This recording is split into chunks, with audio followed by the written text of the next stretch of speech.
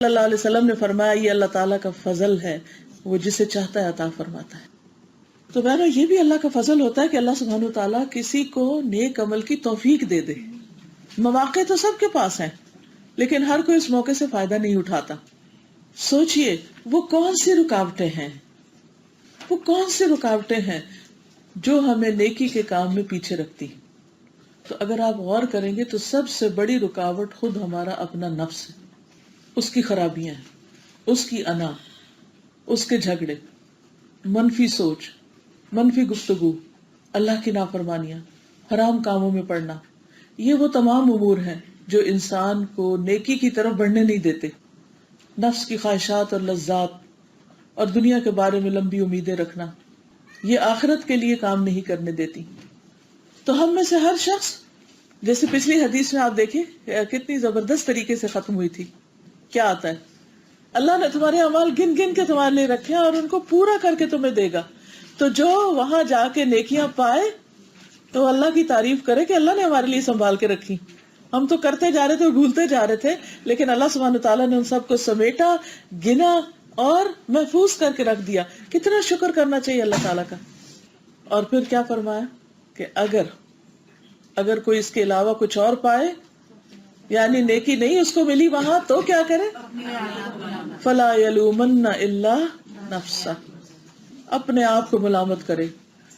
اگر ہمیں نیکی کے موقع نہیں مل رہے تو کسی کو بلیم نہ کریں، کیونکہ جب تک آپ دوسروں کو بلیم کرتے رہیں گے آپ کبھی بھی نیکی میں آگے نہیں بڑھ سکتے، کبھی سبقت لے جا ہی نہیں سکتے، کیونکہ آپ کی سوچ کا انداز ہی غلط ہے۔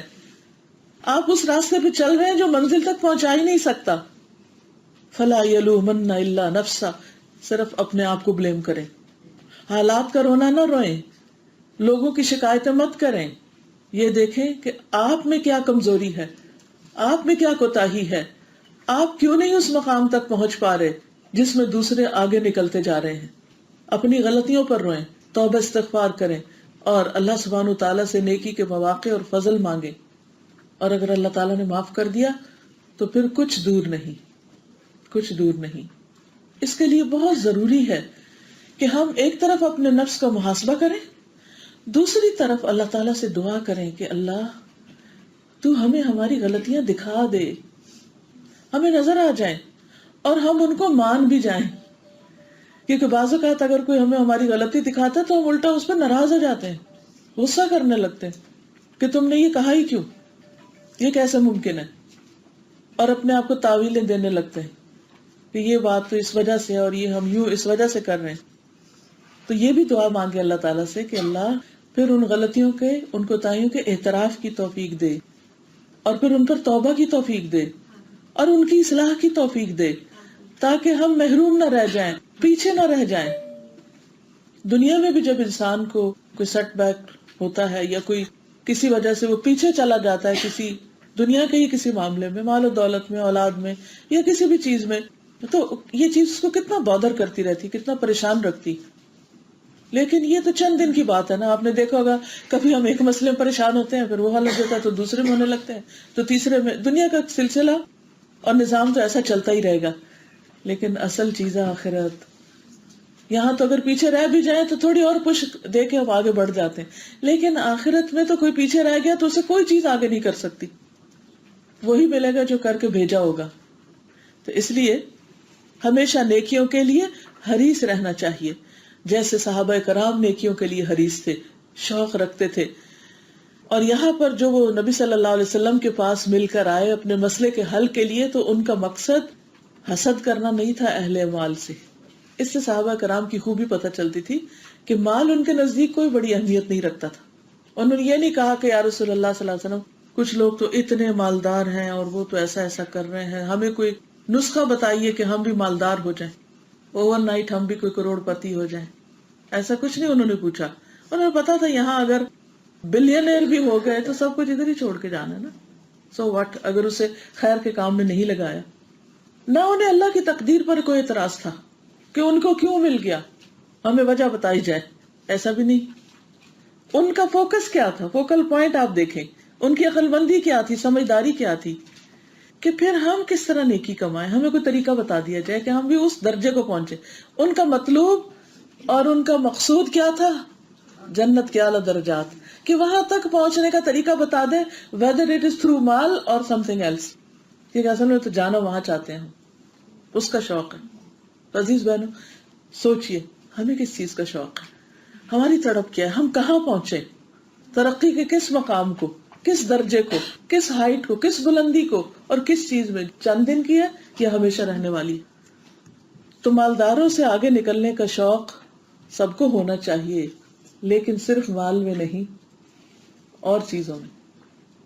یعنی عام طور پر کوئی اگر مالدار سے آگے نکلنا چاہتا ہے تو مال میں ہی نکلنا چاہتا ہے، لیکن یہاں ان کا شوق کیا تھا کہ ہمیں کوئی نیکی بتائی جائے کہ جس کی وجہ سے ہم ان سے بھی آگے نکل جائیں. نیکیوں میں آگے نکلنے کا حکم ہمیں دیا گیا ہے قرآن مجید میں. آپ دیکھیے سورۃ البقرہ آیت نمبر 148 میں اللہ سبحانہ وتعالیٰ فرماتے ہیں فاستبقوا الخیرات، فاستبقوا الخیرات، نیکیوں میں ایک دوسرے سے آگے بڑھو، یہ اللہ کا حکم ہے. اینما تکونوا یأتی بکم اللہ جمیعا، جہاں بھی تم ہوگے اللہ تم سب کو لے آئے گا. ان اللہ علی کل شیء قدیر، بے شک اللہ تعالیٰ ہر چیز پر پوری طرح قادر ہے. لشیء قدیر، ہر شخص کا کوئی نہ کوئی سینٹر آف لائف ہوتا ہے جس کے لیے وہ دوڑتا ہے، اور جو اس کی زندگی کا مرکزی نقطہ اس کو مسلسل حرکت کرنے پہ مجبور کرتا ہے. جیسے ستارے سیارے ایک سینٹر کے گرد گھومتے ہیں، ایون ایک چھوٹا سا سیل جو ہے اس کے اندر بھی ایک نیوکلیس ہوتا ہے، مرکزی نقطہ ہوتا ہے. تو ہر شخص کی زندگی میں بھی ایک مرکزی نقطہ ہوتا ہے جس کے گرد اس کی ساری ایفرٹس گھومتی ہیں. تو ہم سب کو بھی سوچنا چاہیے کہ وہ کیا ہے جس کے لیے ہم دوڑ رہے ہیں. کیا واقعی وہ فاستبقوا الخیرات ہے؟ کیونکہ ہم کہیں بھی دوڑ رہے ہوں گے، اینما تکونوا یأتی بکم اللہ جمیعا، اللہ تم سب کو سمیٹ لے گا، اکٹھا کر لے گا، واپسی اس کی طرف ہے. تو اس لیے سوچو. سورۃ الحدید کی آیت نمبر 21 میں اللہ تعالیٰ فرماتے ہیں سابقوا الی مغفرۃ من ربکم وجنۃ عرضها کعرض السماء والارض اعدت للذین آمنوا باللہ ورسلہ ذلک فضل اللہ یؤتیہ من یشاء واللہ ذو الفضل العظیم. اپنے رب کی بخشش اور اس کی جنت کی طرف ایک دوسرے سے آگے بڑھو. تو دوڑنے کا مقام کیا ہونا چاہیے، کیا فوکل پوائنٹ ہونا چاہیے؟ بخشش اور جنت، جس کی چوڑائی آسمانوں اور زمین کی چوڑائی کی طرح ہے. وہ ان لوگوں کے لیے تیار کی گئی ہے جو اللہ اور اس کے رسولوں پر ایمان لائے. یہ اللہ کا فضل ہے، وہ اسی کو دیتا ہے جسے وہ چاہتا ہے، اور اللہ بہت بڑے فضل والا ہے. یعنی اللہ سبحانہ وتعالیٰ کے پاس تو سب کچھ ہے، لیکن اصل بات یہ کہ ہم کیا چاہتے ہیں، ہم کیا مانگتے ہیں. اگر ہماری طلب ہوگی نیکیوں میں بڑھنے، جسمانی طاقت ہو یا جوانی ہو یا زندگی ہو، یہ وقت ہو، انرجی ہو، ذہنی طاقت ہو، ذہانت ہو، کوئی بھی جو بلیسنگ ہے ہم پر اللہ سبحانہ وتعالیٰ کی، وہ صرف ایک سرٹن پیریڈ آف ٹائم کے لیے، اور اس کے بعد وہ آہستہ آہستہ آہستہ یا ایک دم واپس لے لی جاتی. اس لیے پھر اپنا جائزہ لیجئے، اس وقت آپ کے پاس کیا ہے جس کو آپ میکسیمم اللہ سبحانہ وتعالیٰ کے راستے میں لگا سکتے ہیں، بخشش اور جنت کے حصول میں لگا سکتے ہیں. کون سی وہ نعمت ہے جو ابھی تک آپ کے پاس باقی، وہ کون سے وسائل ہیں، وہ کون سے ذرائع ہیں. اور اگر آپ اس کے لیے کوشش کریں گے تو اللہ سبحانہ وتعالیٰ بھی اپنا فضل آپ پر کرے گا اور وہ آپ کو مواقع دے گا. لیکن اگر انسان خود نہ چاہے تو اللہ تعالیٰ زبردستی کسی کو بھی نہیں دیتا. لیکن جیسا آپ جانتے ہیں کہ دوڑ لگانے کے لیے، اوپر چڑھنے کے لیے ہمیشہ ایفرٹ لگانی پڑتی ہے، چاہے گاڑی دوڑانی، چاہے آپ نے پہاڑ ماؤنٹین کلائمبنگ کرنی، چاہے آپ نے فزیکلی دوڑنا ہو یا ذہنی دوڑ ہو یا پیسے کے ساتھ نیکی کے کاموں میں دوڑنا ہو، کچھ بھی کرنا ہو یا علم کے راستے میں دوڑنا ہو، ہر چیز کے لیے آپ کو محنت کرنی پڑے گی. اس دنیا میں کچھ بھی فری نہیں ملتا، ہر چیز کے لیے کوشش کرنی پڑتی ہے، محنت کرنی پڑتی. تو ہمیں سوچنا یہ چاہیے کہ ہم دوڑنے کے لیے کتنا تیار ہیں، اس مشقت کے لیے کتنا تیار ہیں، کتنی محنت کرتے ہیں، کیا قربان کرنا چاہتے ہیں. کیونکہ یہ بھی یاد رکھیے، اب دوڑ کو امیجن کیجئے کہ دوڑ کے وقت فالتو مال سب نیچے اتار کے رکھنا پڑتا ہے، فالتو چیزیں. مثلا اگر آپ دوڑنا چاہتے ہیں تو آپ نے اگر کچھ بوجھ اٹھائے ہوئے ہیں یا آپ کا وزن زیادہ ہے تو پہلے اسے اتارنا پڑے گا، ورنہ وہ دوڑنا آپ کے لیے ڈینجرس ہو جائے گا، آپ رستے میں گر پڑیں گے. جب بھی کبھی تیز بھاگنا ہو تو آپ کیا کرتے ہیں؟ حتیٰ کہ ایکسٹرا کپڑے بھی اتار کے رکھ دیتے ہیں, بس بیئر منیمم پہنتے ہیں تاکہ وہ بھی بوجھ نہ ہو اور آپ ہلکے پھلکے ہوں اور پھر آپ دوڑ سکیں. تو اس کا مطلب یہ ہے کہ جب آپ ایک خاص ڈائریکشن میں دوڑیں گے تو آپ کو ایک تو پوری توجہ اس کی طرف کرنی ہوگی اور دوسری طرفوں سے نظر ہٹانی ہوگی. پھر یہ کہ جو فالتو فضول بیکار قسم کے کام آپ کر رہے ہیں ان کو چھوڑنا ہوگا. انسان ایک وقت میں کئی کشتیوں میں اکٹھا نہیں بیٹھ سکتا. اگر آپ کبھی ایک میں بیٹھ رہے ہیں, کبھی دوسرے میں, کبھی تیسرے میں, مثلا روڈ پر 3 گاڑیاں جا رہی ہیں اور آپ کہتے ہیں میں تینوں کا مزہ لوں, کبھی ایک میں بیٹھتے ہیں, کبھی دوسرے میں, کبھی تیسرے, تو کیا ہوگا؟ اور تھوڑی دیر کے بعد گاڑیاں رکیں گی, پھر آپ گاڑی چینج کریں گے, پھر آپ بیٹھیں گے, پھر اتریں گے, سارا وقت اسی میں چلا جائے گا. تو آپ کو چڑھنے سے پہلے ہی دیکھ لینا چاہیے کہ کس گاڑی میں بیٹھنا ہے آپ نے, اور پھر اس میں بس بیٹھ گئے تو اس کو پھر چلاتے چلے جائیں. ریسنگ کارز کو آپ نے دیکھا ہوگا کیسی کیسی ایفرٹ لگاتے ہیں اس ریس کے لیے, کتنی پریکٹس کرتے ہیں, کتنی محنت ہوتی اور کتنی سمجھداری کی ضرورت ہوتی تاکہ ریس جیتی جا سکے. گھوڑوں کی ریس دیکھ لے, کوئی بھی ریس دیکھیں.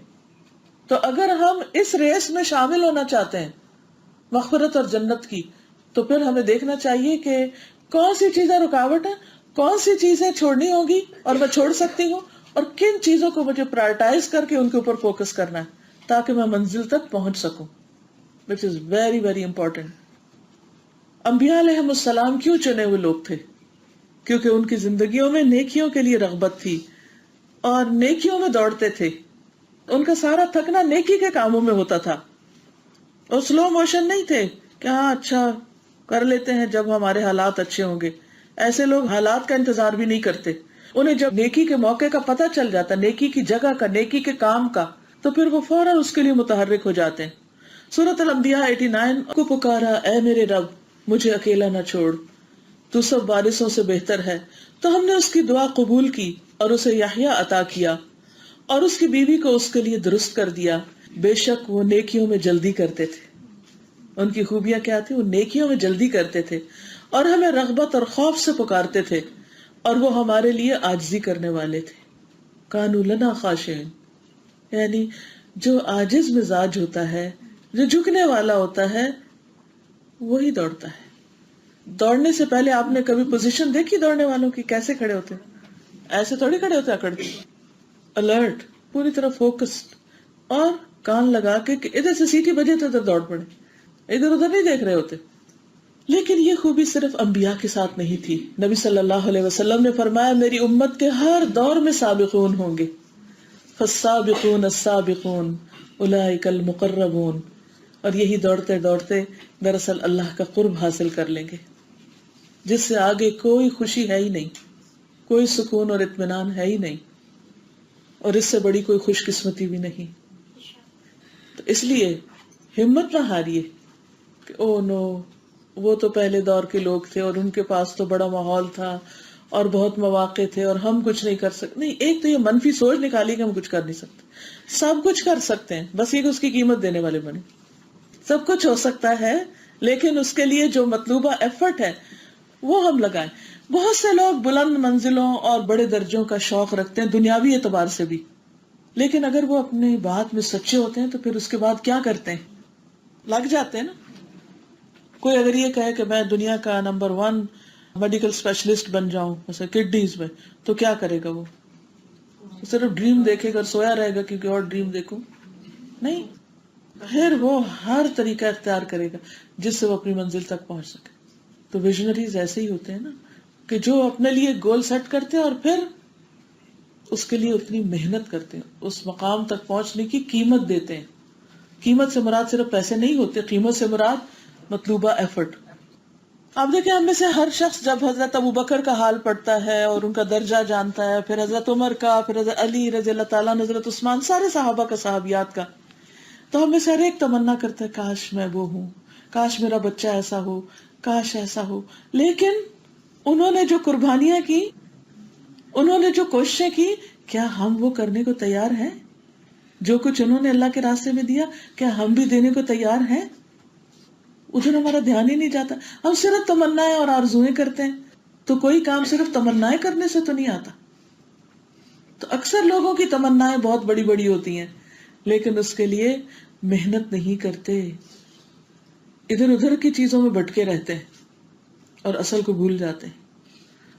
تو صرف تمنائیں اور آرزویں کرنے سے کچھ بھی نہیں ملتا، ورنہ تو ساری دنیا وہ حاصل کر لیتی جس کی وہ تمنا کرتی ہے۔ تو محنت اور صحیح ڈائریکشن پہ محنت، جہاں جانا ہے اسی ڈائریکشن میں گاڑی چلانی پڑے گی، اور گاڑی چلانے کے لیے اتنا پیٹرول بھی ڈالنا پڑے گا، اور صحیح گاڑی کا بھی تعین کرنا پڑے گا